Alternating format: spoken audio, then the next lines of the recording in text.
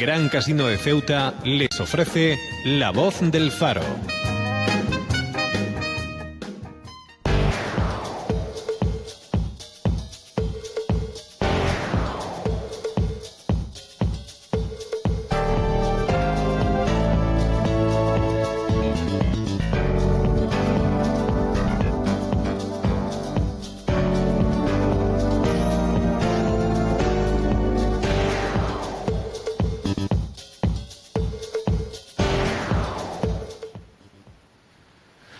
Como les prometíamos, continuamos aquí en la programación local de COPE Ceuta, en el 89.8 de su FM, también en el farodeceuta.es, la página web del periódico El Faro de Ceuta, y ahora mismo nos pueden seguir también en directo a través de nuestro muro en Facebook, donde van a poder ver la entrevista que vamos a realizarle a María Luisa Centeno. Ella es la coordinadora de trasplantes del Hospital Universitario de Ceuta.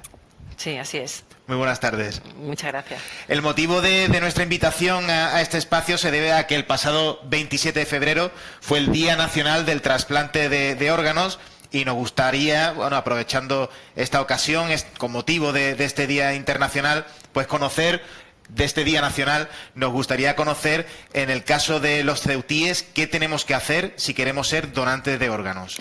Pues bueno, fundamentalmente lo que en cualquier sitio en ese sentido, bueno, pues hacerse donante de órganos significa que queremos, en nuestro fallecimiento, desgraciadamente aquí mezclamos cosas buenas, como es buscar la salud de alguna persona, y a veces, pues como me ha ocurrido, pues una desgracia en una familia o una persona. Pero en el caso de ocurrir y esa persona que haya fallecido pueda tener órganos útiles para otras personas, estamos hablando de salvar la vida de otras personas cuando son órganos que esa persona ya no va a necesitar. Entonces, lo más importante es que nuestro entorno siempre sepa que se quiere ser donante. ¿Por qué? Porque esa persona, desgraciadamente, en ese momento no va a poder responder a las preguntas de los médicos, y nosotros tenemos la obligación de hablar con los familiares cercanos y solicitarle, una vez que ha ocurrido la muerte, los órganos a esa familia.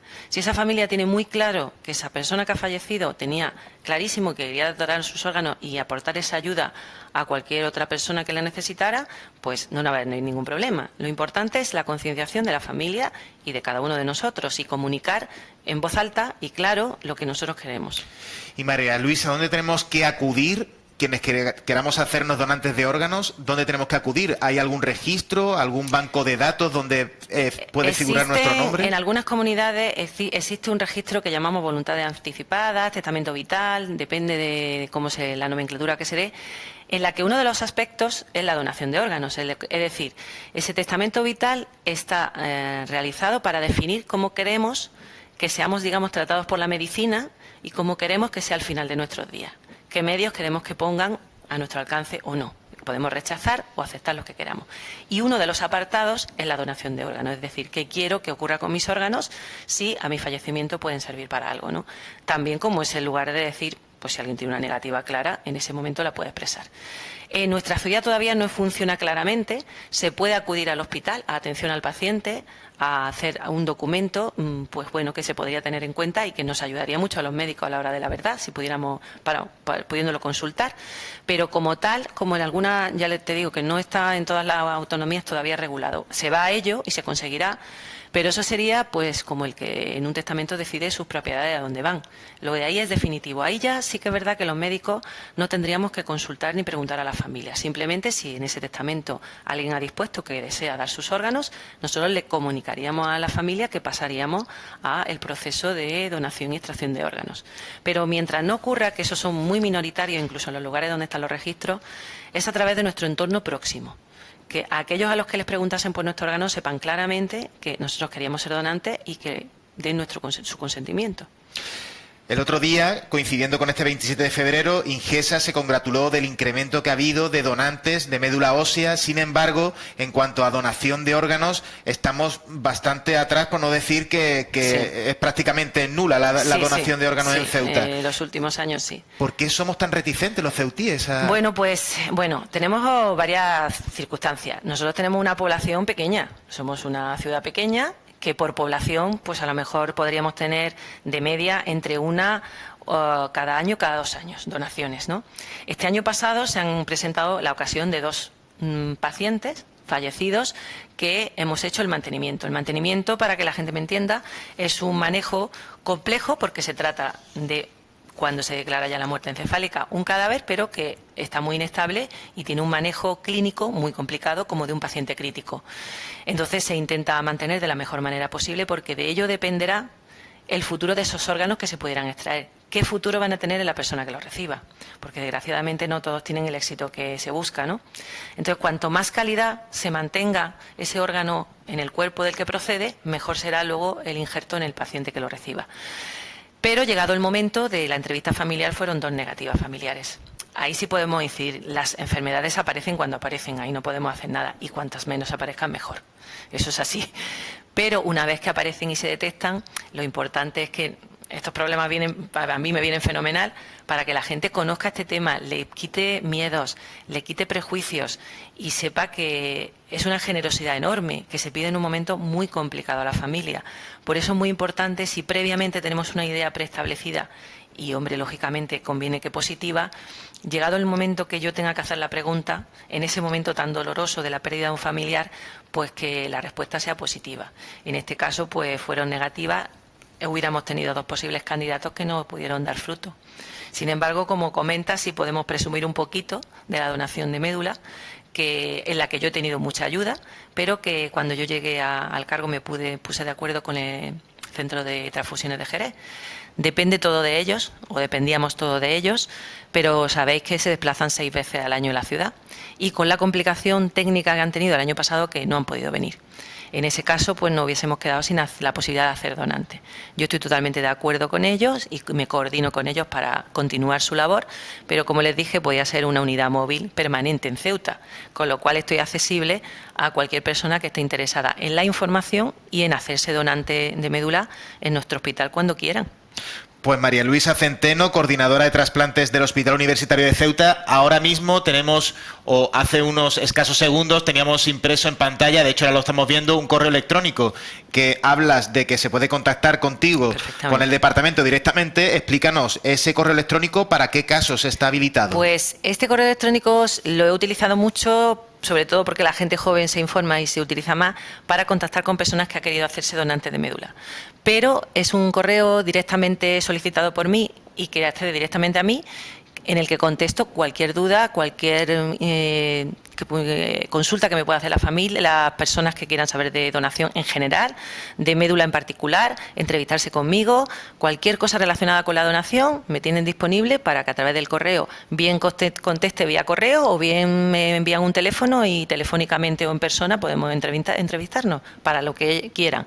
Si hay deseo de hacerse donante de médula, que soy yo la que en Ceuta vehiculiza el tema, como digo, habitualmente, salvo los días concretos en los que en el ayuntamiento puedan hacerse porque vengan desplazados los del Centro de Transfusiones de Jerez, pues a mí me tienen a su disposición para hacerlo cuando quieran.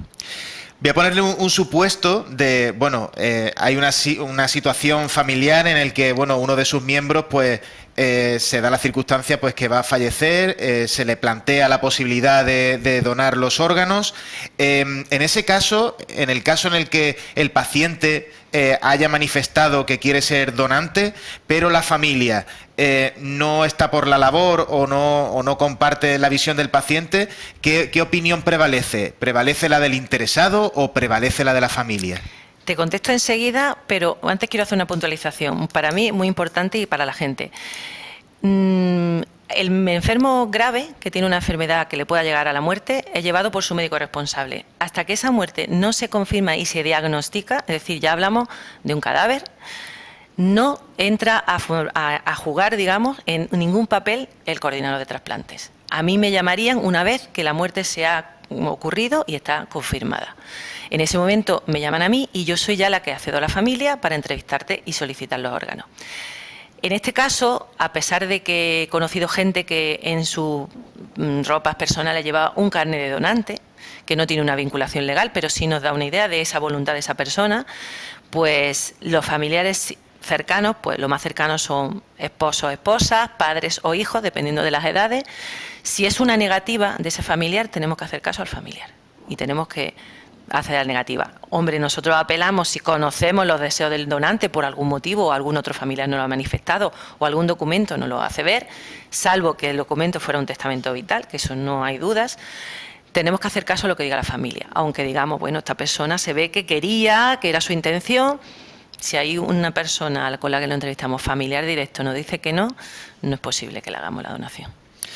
Antes de pasar a la otra parte de este proceso, que es el receptor, a mí me gustaría saber, aquí en Ceuta se podría dar, y no sé si el término que voy a utilizar es más correcto, pero ¿se podría dar esa extracción de órganos aquí en Ceuta para luego trasladarlos a la península, o todo el proceso se realiza al otro lado, en la península? No. Nosotros somos un hospital acreditado como extractor.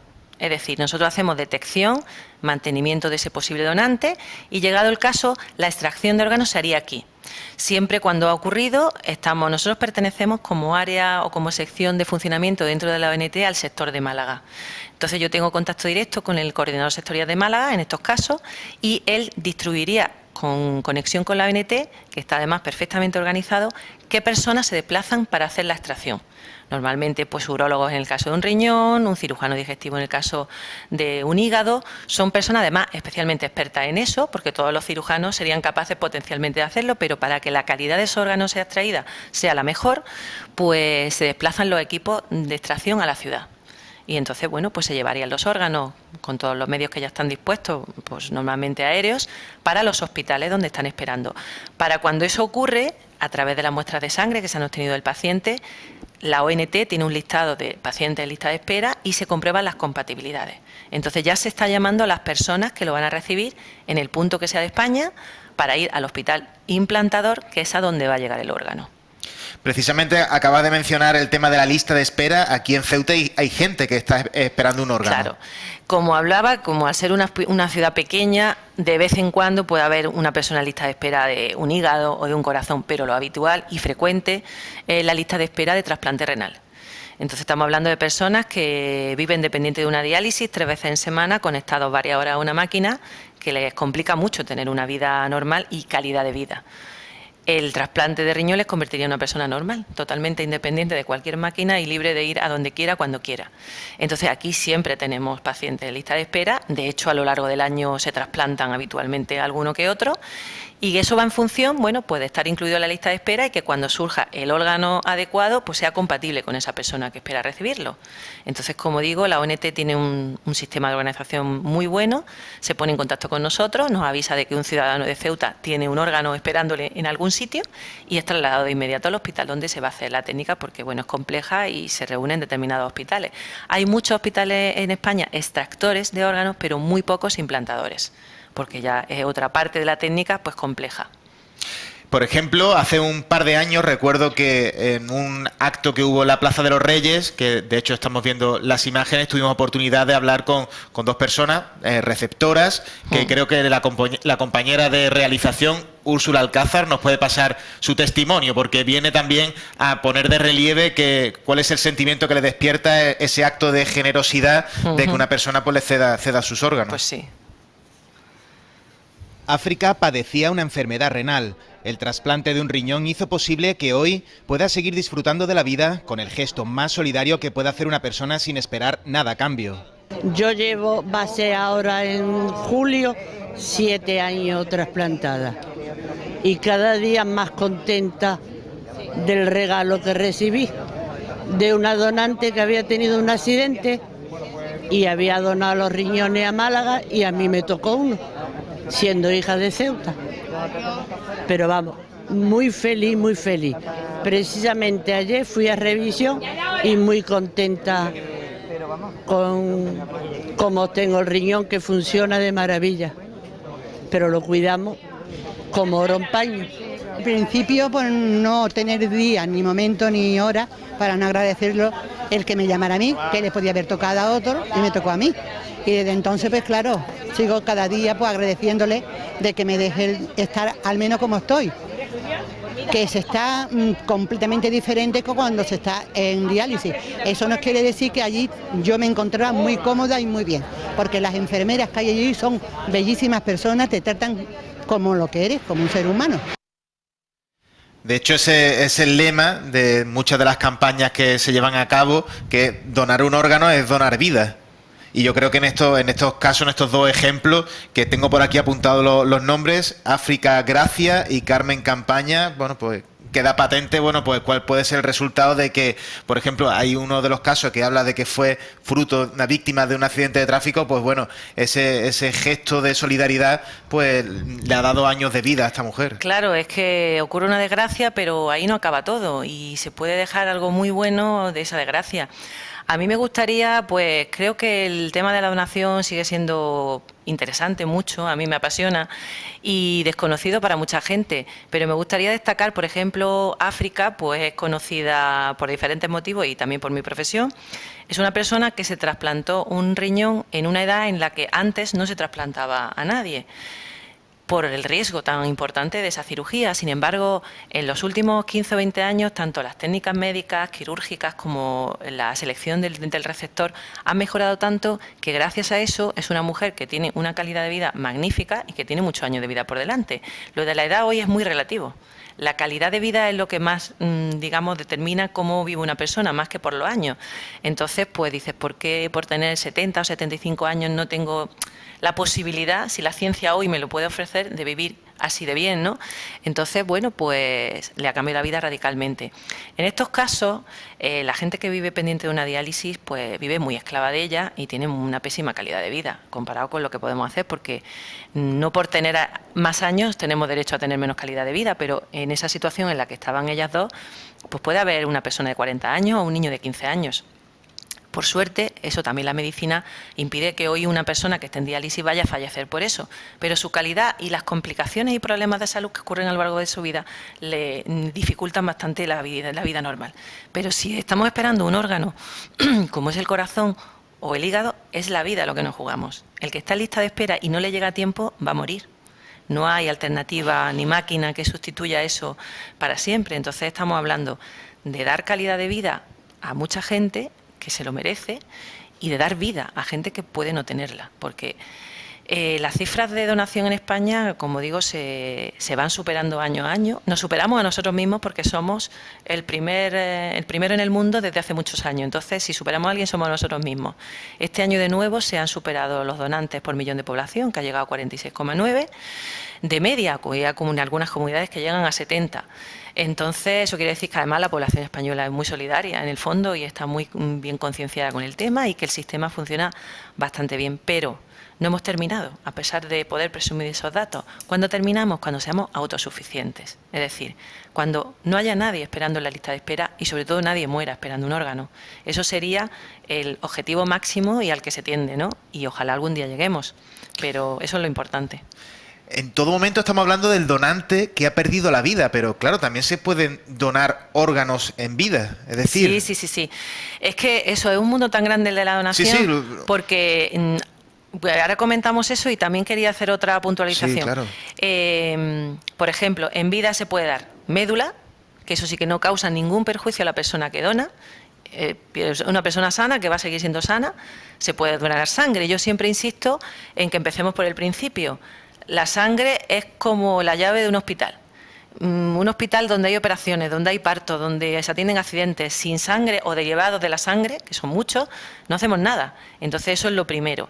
De ahí, pues si alguien se quiere hacer donante de médula, mejor. Y estamos hablando de gente saludable que no va a tener ningún problema para su salud. Luego, ¿qué ocurre? Pues se pueden dar órganos en vida, fundamentalmente el riñón, que todo el mundo sabe que tenemos 2 riñones y podemos donar uno porque con uno se puede vivir suficientemente. De hecho, a las personas que se le trasplanta, habitualmente se le trasplanta uno. De un fallecido, normalmente salen dos personas receptoras. Y el hígado, una porción del hígado. Una porción del hígado normalmente se utiliza para donaciones a niños. Ese hígado va a ser suficiente para el niño y va a ir creciendo con él, y a la persona a la que se le extrae, pues ese órgano va a ir desarrollándose en pocas semanas y va a recuperar lo que ha perdido. Simplemente que en este caso, evidentemente, se someten a una intervención quirúrgica. Siempre tiene algún que otro riesgo. Ante eso, a todos nos da miedo y respeto, normalmente estas cosas se suelen hacer entre familiares. normalmente. No impide que haya donante altruista. Es una figura que existe de una persona pues que acude a la ONT y decide que quiere donar un riñón o parte de su hígado. Entonces, bueno, pues si se confirma que el deseo es seguro, firme y meditado, pues se les traerían las muestras para ver con qué persona sería compatible y se podría hacer. Pero vamos, lo habitual en España es un porcentaje relativamente pequeño, el de vivo a vivo, y normalmente ocurren entre familiares. Y lo que yo quería decir es que estamos hablando de corazón, de riñón, de pulmón, pero es que cuando una persona dona puede mejorar la salud de hasta 100 personas, porque tenemos las válvulas cardíacas, que hay personas que las necesitan recambiar. Tenemos tendones y huesos, ¿quién no? Y gente joven que pueden estar montando en bicicleta, en moto, en tráfico, pues tiene una fractura de un fémur, por ejemplo, o de una cadera y necesita un injerto de hueso para poder caminar correctamente y que esa intervención sea un éxito. Entonces estamos hablando ya no de los órganos principales que todos pensamos, sino de muchísimos tejidos. Los grandes quemados se benefician muchísimo de la piel, de un donante, etcétera. Es que es un campo súper amplio. Esos son como los hermanos menores, porque igual es menos espectacular, pero en cualquier caso, como digo yo, cuando una persona tiene una enfermedad, su enfermedad es la enfermedad, no las de otros, y nos ayudaría a mejorar y curar muchísimas enfermedades. Ha comentado antes el caso de España, estamos a la cabeza en cuanto a donaciones, e incluso antes de entrar en antena, antes de entrar en directo, hemos estado comentando que hay países en los que a priori podría parecer que bueno, pues el volumen sería mayor, pero resulta que no, resulta que España está por delante. Sí, a nivel de Europa, que estamos hablando de países con un entorno, digamos, científico, de desarrollo social y todo similar, estamos prácticamente duplicando las cifras de cualquier país europeo y muy por encima de, por ejemplo, Estados Unidos, que son los que detrás de nosotros irían a la cabeza, ¿no? Así que en ese sentido, pues España ha demostrado, tanto, como digo, por la generosidad de su gente, como por el sistema, digamos, que soporta nuestro Ministerio de Sanidad y la ONT como organización y toda la jerarquía y funcionamiento que tiene, pues que la verdad es que resultados muy buenos. Y de hecho hay países, sobre todo en el territorio hispanoamericano, que están intentando copiar nuestro modelo de donación en cuanto a organización, porque han visto que da muy buenos frutos. Antes también se quedó un poco atrás durante la entrevista ese carnet acreditativo de que bueno, tienes la voluntad y que tú has dado tus datos porque quieres ser donante de órganos. ¿Qué se puede hacer para, aunque bueno, no vincule legalmente la donación, pero o sea, alguien que quiera tenerlo, aunque sea, pues quién sabe, de cara al futuro si pueda tener cierta validez o al menos pueda tener, se pueda dejar constancia de esa voluntad? ¿Quién expide esos carnets y cómo lo podemos conseguir? Eso viene de la ONT y, por ejemplo, yo cuando hago donante de médula, pues le entrego el carnet de donante y eso ya, bueno, pues sería extensivo a lo de órganos prácticamente. Y bueno, yo también animaría a la gente que próximamente, ya queda poco, el primer miércoles de junio siempre es el Día Mundial del Donante y Alcer, por ejemplo, suele poner un stand en la Plaza de los Reyes donde una de las cosas que hace es coger datos de pacientes, de personas, que quieren hacerse donante y darle un carnet, pues para que simbólicamente, al menos, haya una expresión de su voluntad. Hay figuras que, bueno, tienen cierta trascendencia y tienen cierto eco social, ahora muchas de ellas pues amplificadas por las redes sociales, y en el caso de las donaciones, fue por ejemplo el caso del malagueño Pablo Ráez, que recientemente, si no me falla la memoria, porque lo vi hace poco en los informativos, se cumple un año de su fallecimiento. Hace unos días, sí. Por leucemia. A mí me gustaría saber ¿qué ha supuesto la figura de Pablo Ráez para que la gente se anime a ir a donar? Pues mucho en toda España, me consta, porque ha habido momentos en los que algunos centros se han visto saturados de gente con intención de hacerse donante de médula, y en nuestra ciudad también nos ha ayudado mucho. Sobre todo tengo que reconocer el mérito de uno de los profesores del Colegio Vicente Aleixandre, que el año pasado cogió, como digo yo, como bandera para un trabajo con sus alumnos durante todo el año, hacer promoción de la donación y un poco basado en la historia de Pablo Ráez. Creo que cuando ponemos cara a las enfermedades, pues todos somos más sensibles. Entonces, bueno, hemos visto la evolución de esta persona, cómo era sana, cómo ha ido afectando al mismo su aspecto físico, la enfermedad, cómo ha afectado a su entorno familiar y a la relación con el mundo, porque verse confinado viviendo en un hospital es bastante triste.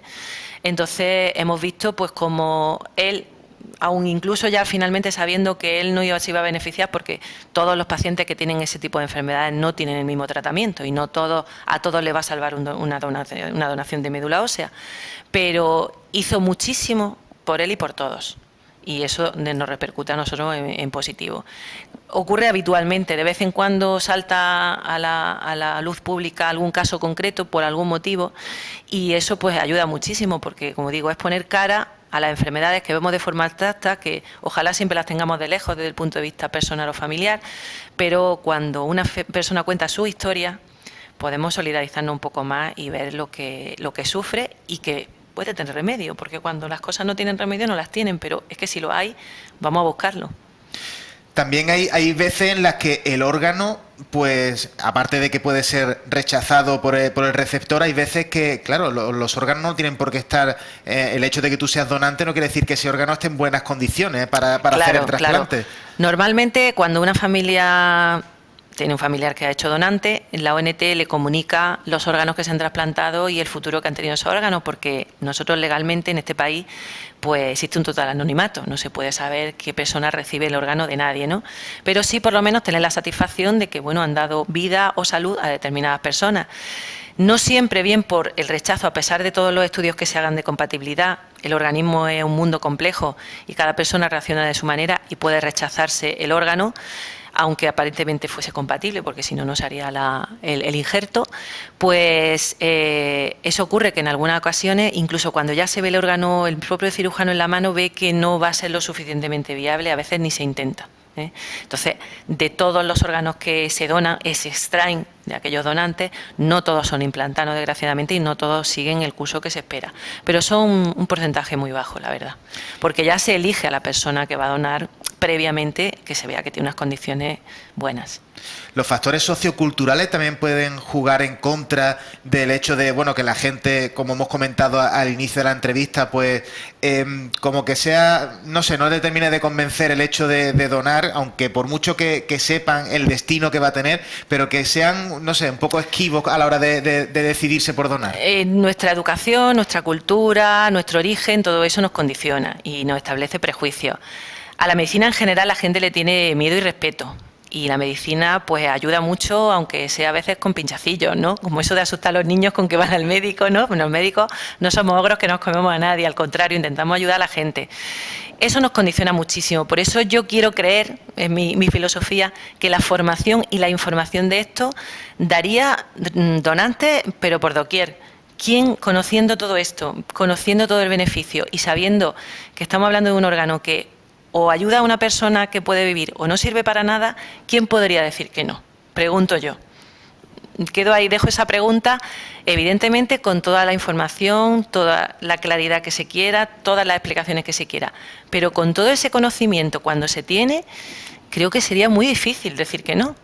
Yo lo dejo ahí, no quiere decir que la gente se tiene que ver presionada, tiene que ser totalmente libre de lo que decide, porque es una decisión con la que va a convivir el resto de su vida, tiene que tener muy claro lo que hace. Por eso pienso que es antes cuando tenemos que tener una opinión. Y me cuesta creer que tenga que ser negativa, eso es lo que yo me resisto. La opinión se tiene que crear y pienso que casi tendría que ser siempre positiva, pero bueno, somos libres de pensar y desear para nosotros y los nuestros lo que queramos.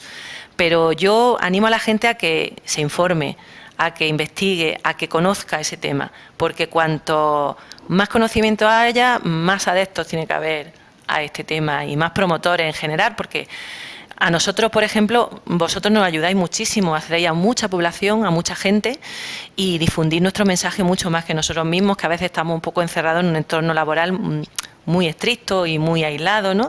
Entonces, toda la ayuda que se reciba es buenísima.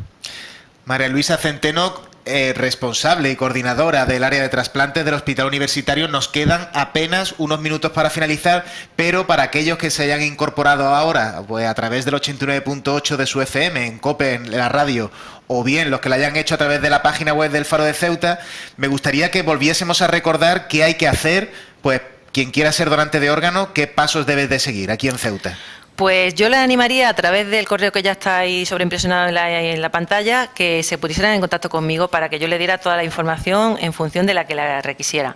Si lo que quieren es hacerse donante de médula, lógicamente tienen que contactar conmigo para poder llevar el procedimiento y la información. Y cuando es querer hacerse donante en general, pues bueno, yo les facilitaría el acceso a lo que es el carnet de donante, pero sobre todo animarles a que todo el entorno suyo sepa que su deseo es ser donante, porque serán sus familiares, llegado el caso si ocurriera, los que nos van a tener que dar a los médicos el permiso de extraer los órganos. Sin ese permiso nunca lo podremos hacer, aunque esa persona tuviera la voluntad. Si no la ha expresado a aquellas personas a las que se la vamos a preguntar, nunca podríamos hacerlo. Para los oyentes vamos a decir cuál es ese correo y dudo mucho que ahora mismo vaya a haber, a lo mejor, quién sabe, a lo mejor hay alguien que está con un bolígrafo y un papel en casa esperando ese momento, pero vamos a decirlo. Quiero donar .a de Andalucía, E de España, .ingesa, que es la administración aquí en Ceuta, @ M de Madrid, S de Sevilla, S de Segovia, S de Salud y de Iglesia.es. Lo digo porque, claro, los oyentes ahora mismo puede ser que no estén sí, claro, siguiéndonos a través de internet, a través de imagen, así que, pero bueno, ahí queda, y si no, en cualquier caso, en atención al paciente. En atención al paciente del hospital, preguntando por la doctora Centeno, coordinadora de trasplantes, yo trabajo en la UCI. También allí me puede encontrar cualquier persona, cualquier día, puede preguntar por mí, o a través de atención al paciente me puede localizar, dejar allí un teléfono de contacto al que yo pueda ponerme contacto, como ellos quieran. Yo, ya saben, el centro de trabajo mío es aquel, mi ubicación habitual, a través de atención al paciente directamente en la UCI y sobre todo a través de la página, pues me pondría en contacto con cualquier persona. Y después para hacerte oficialmente donante de médula ósea, la prueba, o digámoslo así, el análisis que hacéis, bueno, todo lo haríamos nosotros en el momento en que la persona se decida. ¿Y una extracción de sangre? Sí, yo habitualmente lo que es concierto una entrevista con la persona a la que hay que contarle todo el procedimiento de donación. Porque, hombre, tiene que tomar una decisión, digamos, meditada y firme, de la que no se pueda arrepentir por una tontería, entre comillas, ¿no? Es decir, que no sea que no conozco qué iba a pasar, cómo iba a pasar. Vas a ver todo el proceso paso por paso. El siguiente paso, una vez decidido, es una extracción de una muestra de sangre. Unos centímetros de sangre que se mandan a tipar para ver con qué pacientes serían compatibles en el futuro, con qué otra sangre se compararían en el futuro, y eso queda en el Registro Nacional de Donantes de Médula, que quiero comentar que están interconectados con todo lo del mundo. Quiero decir que en España hay 350.000, algo más, donantes de médula, pero que en el mundo hay 30 y tantos millones de donantes. Cualquier persona que necesite una médula, podemos buscar entre 30 y tantos millones de personas. A pesar de eso, que es muy espectacular, y dices, ¿cómo es que pues se muere la gente en lista de espera? Porque todavía quedan más de un 30-40% de personas que ahora mismo en esos bancos no van a encontrar su donante ideal. Con lo cual, cuantas más gente tengamos, pues más posibilidad hay de que nadie se muera en la lista de espera esperando su médula ideal, ¿no? Entonces, una vez que eso ocurre, la gente queda en un registro. Yo siempre hablo que es una biblioteca biológica con los datos personales que ya quedan en ese registro definitivamente. Y si algún día un médico llama a ese centro y le dice, mira, tengo este paciente, búscame un donante, y se encuentra, esa persona será llamada directamente desde ese registro. Y ya nos avisará a los médicos para poner los siguientes pasos en marcha, que ya son conocidos de ese donante, porque eso es lo que se le explica.